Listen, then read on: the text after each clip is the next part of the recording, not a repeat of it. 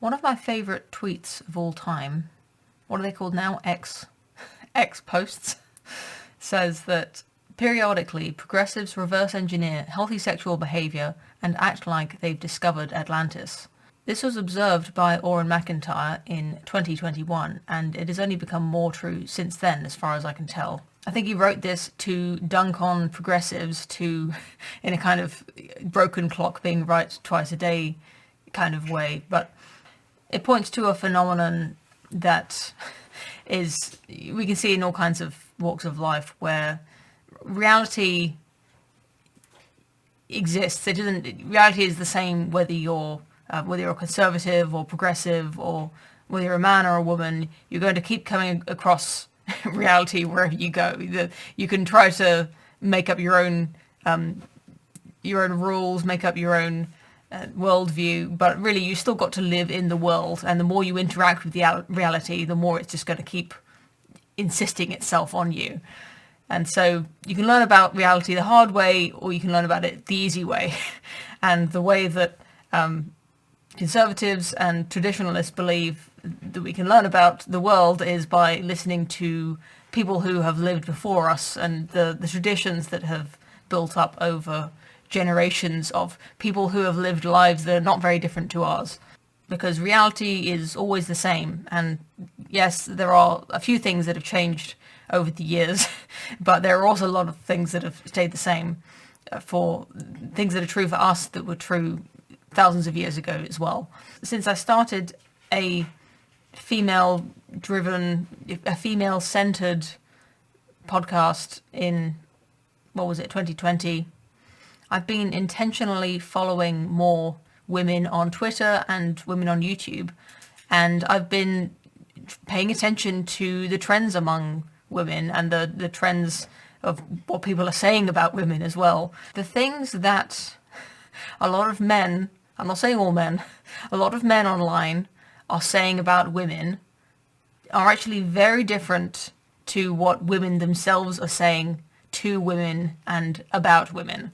The Whatever podcast is probably the most famous example of this phenomenon, where we've been inundated with clips of porn stars and prostitutes talking about relationships, and people really reveling in them being put in their place or being humiliated on this podcast. And for anyone who's looking for a reason to feel pessimistic about the future and about relationships and about women, there's plenty to find, not just on the Whatever podcast, but in a lot of places online.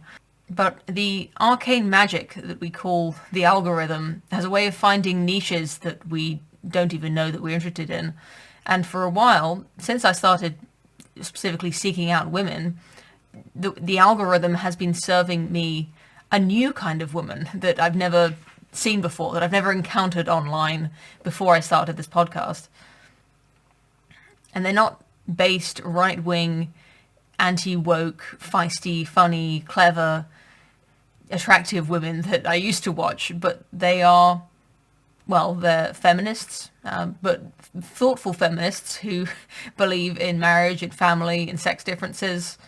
I also get spiritual women talking about feminine energy and healing, talking about how to make yourself more feminine, how to make your man more masculine. I listen to Christian women talking about homeschooling their children and how to serve their husbands as God wants them to. And I've heard mothers talking about how they have helped to save their teenage daughters from permanent self-harm. And this is not one subculture or movement, and it's not even political.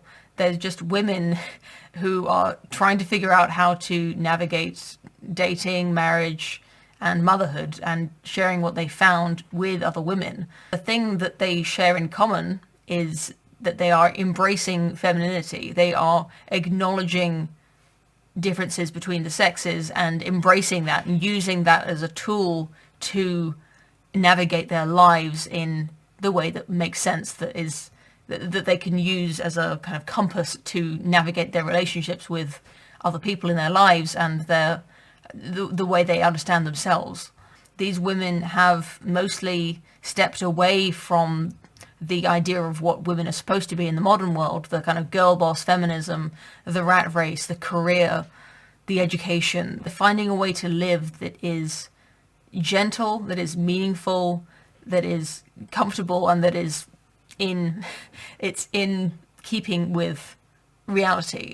It's in acknowledgement of their own nature as women and as people. And they're not niche accounts. These are creators who get millions of views. The thing is that they do talk a lot of waffle. And I think to men it's almost incomprehensible, or at least very boring. And that's completely fine.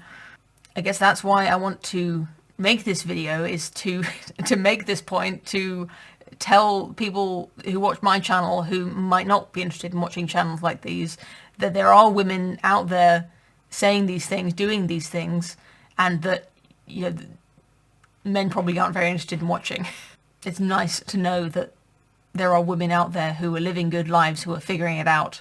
The women who have reverse engineered normal, healthy behavior, and they're teaching other women how to do the same thing. I was really struck by something that was said on Candace Owens' channel. She had on a woman who had every reason to disagree with Candace Owens and refuse to come on her show, and to just come on there guns blazing to discredit Candace Owens.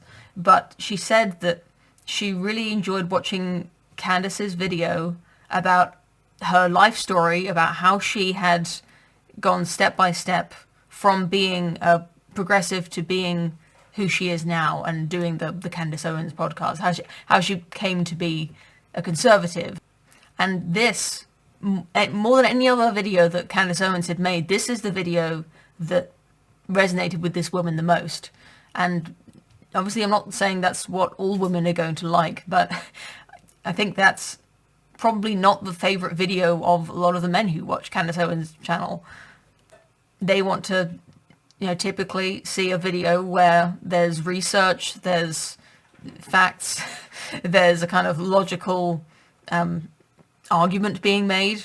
But I think that's not necessarily what women would be interested in watching. That's not what women would find persuasive. They like to hear the story, the narrative of Candace Owens, her worldview, her life. And that makes her human, and that makes her persuasive. I started thinking about TikTok, that, what do they call it, the Chinese clock app. And a lot of TikToks that I've seen, I'm not on the app, but I see them other places. I see them, they are just a tweet, or a tweet thread, or an X, whatever it's called. But they have the video of the person saying it. And they're not speaking off the cuff, generally. They're saying something that they've planned out word for word so that they can fit it in a 45-second or a 1-minute clip. And why is that different? Why is it different to see someone's face and the house they live in and the clothes they're wearing, and to hear their voice? It changes everything about what they're saying, right? It makes that clip so much more shareable than if you'd just seen that in plain text. I think it does speak to human nature, and especially to how women take in information, and how especially women talk to other women. What is the information they're taking out of that? They're not just passing the words, right? They're taking in everything, the tone of voice, the context, the facial expressions. It's like the subtext means as much as the text in some ways. And what I'm trying to do here is to take the hours and hours of podcasts and videos that I have been watching, the Substacks that I've been reading, and condensing it into a package that I think will be accessible to people who are not interested in spending hours watching that stuff. And what I'm seeing from a lot of women, from the right, from the left, from no particular political place at all, is that modern dating culture is not enjoyable for women, for most women. The 9 to 5 office work in a crowded, polluted, dangerous city is not enjoyable for women.